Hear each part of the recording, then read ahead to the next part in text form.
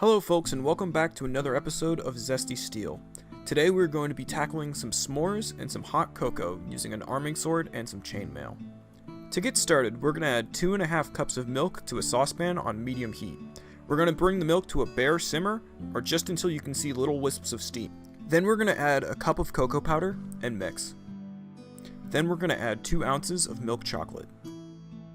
Next we're going to add 1.5 teaspoons of ground cinnamon, as well as half a cup of brown sugar. Then add an optional teaspoon of espresso powder. Finally, half a teaspoon of salt. Give it all a nice mix and make sure that you don't have any dry flecks of cocoa powder in there. Then a teaspoon of vanilla extract, which I forgot to add earlier. Give everything a final mix and then serve in your favorite mug. Now, one of the best parts of cocoa is whipped cream. So to make whipped cream from scratch, first we'll need, cream in a chilled bowl, as well as a teaspoon of vanilla extract and about 1/4 cup of confectioner's sugar. Then it's time to take your chainmail and begin whipping. And whipping. And then realize that you made such a mess that there's no cream left in the bowl and start over again, and then get back to whipping. To give you an idea of how long this took, this footage is sped up 50 times. But in the end, I think the results were worth it, as you can hear in my voice. Actually, I have whipped cream. I have some. Oh my god, I've done it!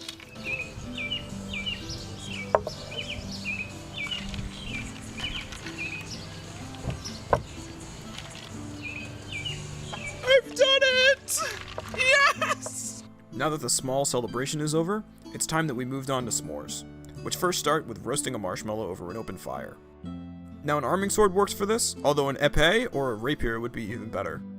Rotate the marshmallow over the fire until it's golden brown on all sides. Now, when I was filming this, it was so incredibly hot that my marshmallow and chocolate were essentially non-Newtonian fluids by this point, and working through the stickiness was quite the challenge. Come on. Come on. Almost. And there.